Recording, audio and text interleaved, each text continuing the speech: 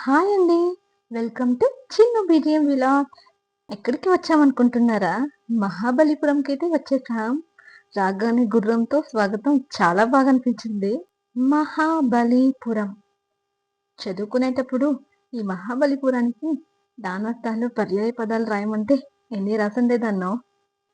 Beach దగ్గరికి రావడమేమో గాని నడుస్తుంటే కాళ్ళకు గాజు సీసాలు, ప్లాస్టిక్ సామాన్లు గుచ్చుకుంటున్నాయండి. నిజంగా చూడండి మా చిన్నయ్య మొదటిసారి బీచ్‌కి వస్తుంది. ఎలాగోలా పడుతూ లేస్తూ బీచ్ దగ్గరకైతే వచ్చేసాం. బీచ్‌ని చూడగానే అదో రకమైన సంతోషం. అలా దగ్గరికి వచ్చేసాం. కానీ పోలీసులు ఇటు అటు తిరుగుతున్నారు. ఏంటబ్బా అని ఆరా తీస్తే 2 రోజుల క్రితం ఒక అబ్బాయయితే నదిలో కొట్టుకుపోయాడంట. ఆ వార్త వినగానే మనసుకు చాలా బాధగా అనిపించిందండి. సరదాలేంటండి? సరదా అంటే మనం ఎప్పుడైనా గడుపుకోవచ్చు. కానీ పిల్లలు మనతో ఉన్నప్పుడు ఎంత జాగ్రత్తగా ఉంటే అంత మంచిది. పిల్లలకేం తెలుస్తుందండి? మనమే జాగ్రత్తగా చూసుకోవాలి. ఏదైనా ప్రాణం ఉన్నంత వరకే. చూడండి నీళ్ళు, ఆ కొండలు ఎంత అందంగా ఉందో. నేను చెప్పానా? మీకు చెప్పానా? ఆల్రెడీ చెప్పానా? ప్రకృతి చాలా అందమైందని చెప్పానా? అందం అంటేనే ప్రకృతి, ప్రకృతి అంటేనే అందం. దాన్ని మనమే కాపాడుకోవాలండి. కానీ మనమే దానికి హాని కలిగిస్తున్నాం. అందుకే ప్రకృతి వికటిస్తుందండి. మీరు దానికి మంచి చేయకపోయినా పర్లేదు కానీ, చెడు మాత్రం చేయకండి. ప్రకృతిని మనమే కాపాడుకోవాలి.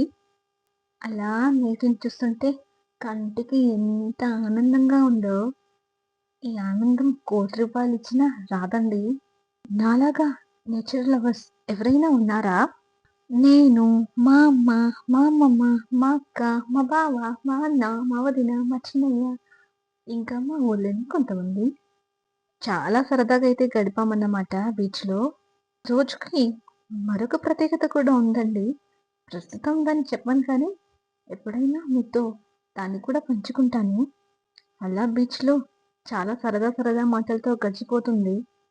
మనం బయటికి వెళ్ళినప్పుడు మనతో నలుగురుంటే సంతోషమే వేరు. నలుగురితో నవ్వులు పంచుకుంటే ఆ ఉల్లాసం, ఆ ఉత్సాహం వేరు కదా! చూడండి నీళ్ళు, అలలు ఎంత వేగంగా వస్తుందంటే నిలుచుకున్న చోటే కూరుకుపోతున్నా లోపలికి అంత వేగంగా వస్తుందండి. అందుకే జాగ్రత్త అని చెప్పాను. ఇప్పుడైతే ఈ మాత్రం ధైర్యం చేసి ముందుకొస్తున్నాను కానీ, ఇంతకుముందు ఈ సముద్రాన్ని చూసి వెనక పారిపోయిన రోజులు కూడా చాలానే ఉన్నాయండి. ఇప్పుడైతే కొంచెం పర్లేదు. కొంచెం కష్టం. చాలా ఇష్టమన్నమాట. ఇలా సరదాగా అయితే గడిచిపోతుంది బీచ్‌లో. నాకైతే బీచ్ చూసినప్పుడల్లా 'ఆర్య' సినిమానే గుర్తుకొస్తుంది. ఎందుకంటారా? ఎందుకంటే మన హీరోయిన్ ఇంట్రొడక్షన్ బీచ్‌లోనే కదా జరుగుతుంది. ఆ కవిత్వం ఆహా! ఎంత బావుంటుందో.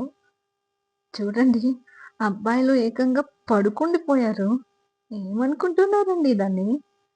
సరే మనం ఇటువైపు వచ్చి పిచ్చి గీతలు గీసాం. నా మీద నీకు ప్రేమ ఉంటే నా హృదయాన్ని వచ్చి తాకు అని అలలకు చెప్తున్నా. రా రా రా బంగారం అని పిలుస్తున్నా.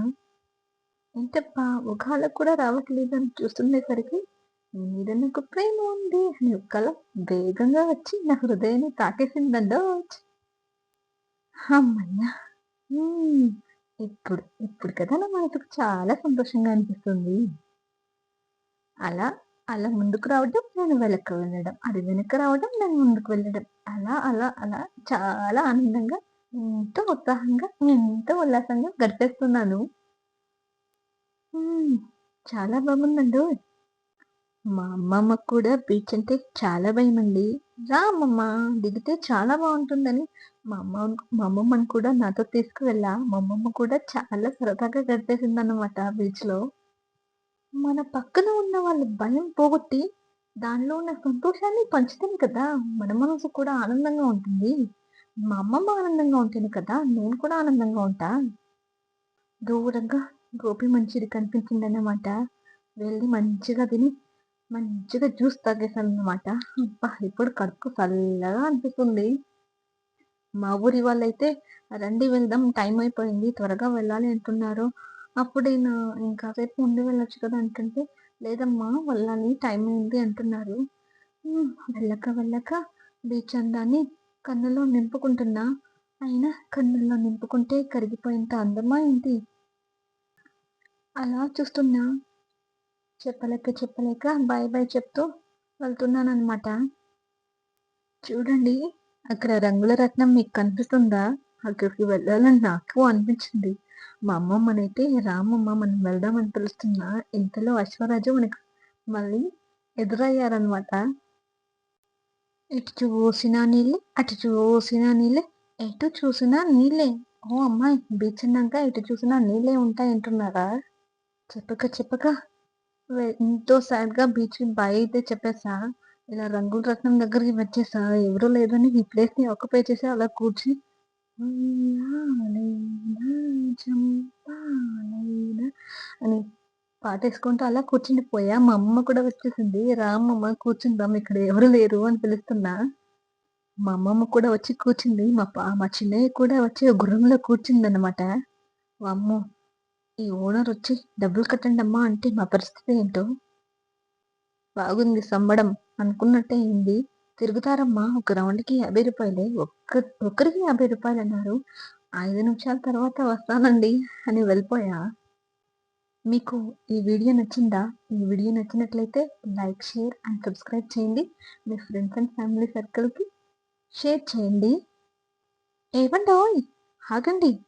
అలాగే మీ విలువైన అభిప్రాయాన్ని కామెంట్ చేయడం మాత్రం మర్చిపోకండి. మిమ్మల్నే చూస్తున్నారా? మర్చిపోకండి.